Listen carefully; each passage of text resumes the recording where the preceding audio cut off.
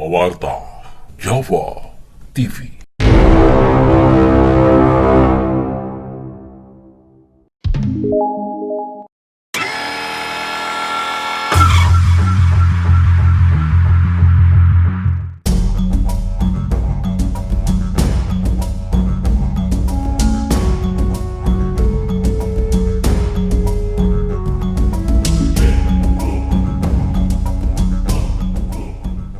Para pemirsa Pawarta Jawa TV, dalam jagat pakliran Jawa muncullah sang Satrio Piningit yang digambarkan dengan tokoh Arjuna atau Abimanyu beserta Sabtu Palon yang digambarkan dengan tokoh Semar, dan ketiga anaknya didahului dengan peristiwa Goro-Goro. Suatu peristiwa yang digambarkan dengan bencana alam, gunung meletus, tsunami, badai, hujan salah musim, kelaparan, dan berbagai penyakit aneh yang sangat mematikan. Melalui adegan Goro-Goro dalam pergelaran wayang, terutama Gagrag Yogyakarta, masyarakat Jawa mulai berasumsi bahwa timbulnya bencana merupakan tanda timbulnya Satrio Piningit dan Sabtu Palon.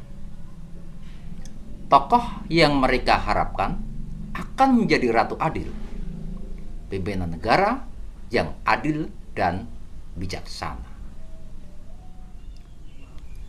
Peristiwa munculnya Ratu Adil yang didahului dengan Goro-Goro mengingatkan kita pada kemunculan Empu Sendok sebagai raja di Medang periode Jawa Timur. Diketahui bahwa Empu Sendok menjadi raja sesudah peristiwa meletusnya Gunung Merapi yang sangat dahsyat pada tahun 928. Akibat dari peristiwa tersebut, Rakes Sumba Tiah Wowo, sang Raja Medang, periode Jawa Tengah, hilang. Dan istana Medang dikubur oleh banjir lahar dingin yang bersumber dari Gunung Merapi. Terdapat bahasan penting ketika menilik riwayat kehidupan Empu Sendok. Pertama, peristiwa meletusnya Gunung Merapi yang menjadikan Empu Sendok menempatkan diri sebagai Raja Medang periode Jawa Timur sesudah hilangnya Raja Rakes Sumba Tiah Wowo. Kedua, bukti-bukti keadilan Empu Sendok semasa menjabat sebagai Raja Medang di Watugaluh.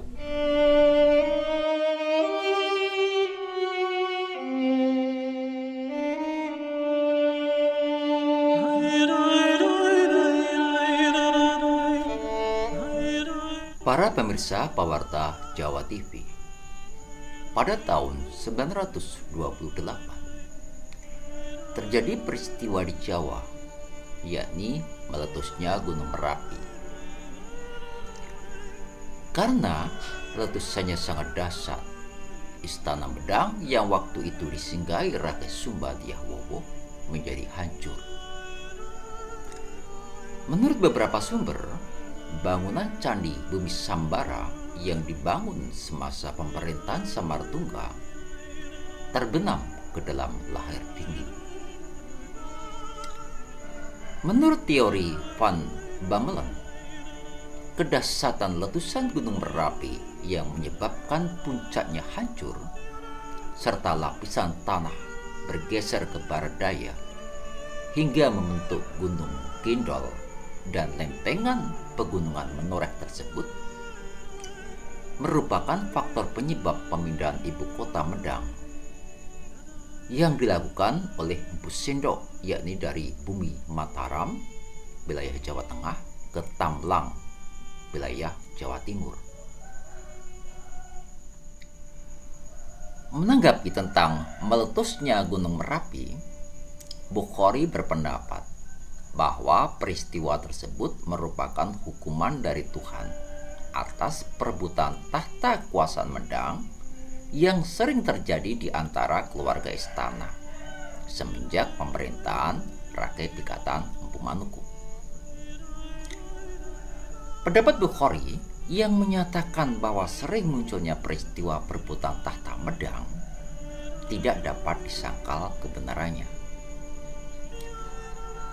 Beberapa fakta tentang perebutan tahta Medang dari kalangan keluarga dinasti Sanjaya tersebut dapat ditunjukkan sebagai berikut. Pertama, ketika Rakai Pikatan Empu Manuku menjadi raja, timbullah pemberontakan Rakai Walaing Empu Kumbaya yang ingin merebut tahta Medang.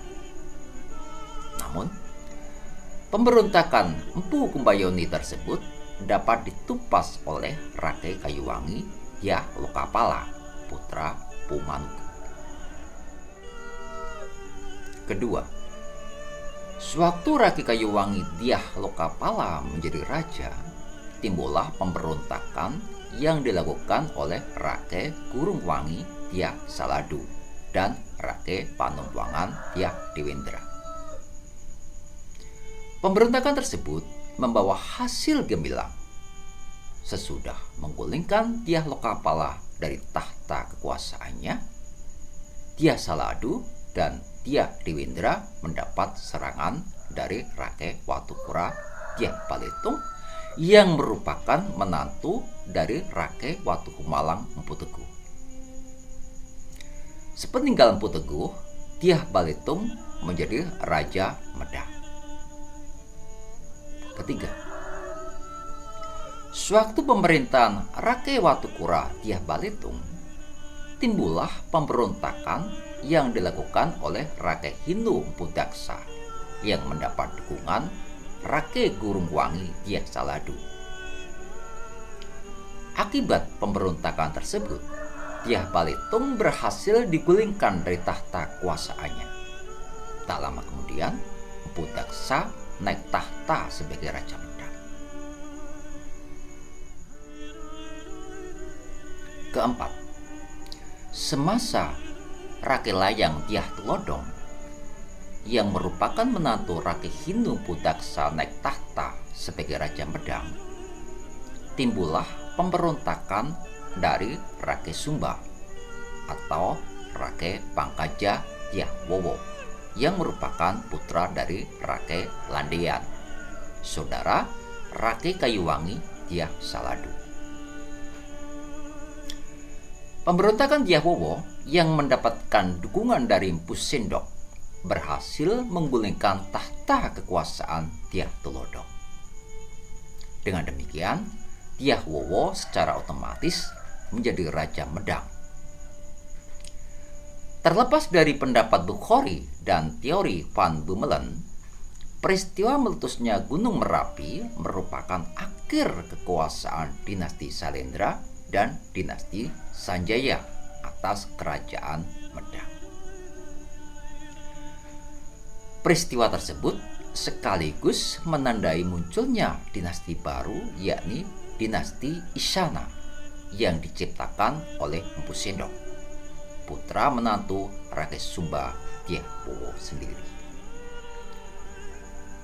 Perihal kisah hidup Raja Empu Sendok sangat menarik untuk diungkapkan. Karenanya, melalui tayangan video ini, Pawarta Jawa TV akan mengisahkan tentang riwayat hidup Empu Sendok yang bisa dikategorikan sebagai Ratu Adil semasa menjabat sebagai raja.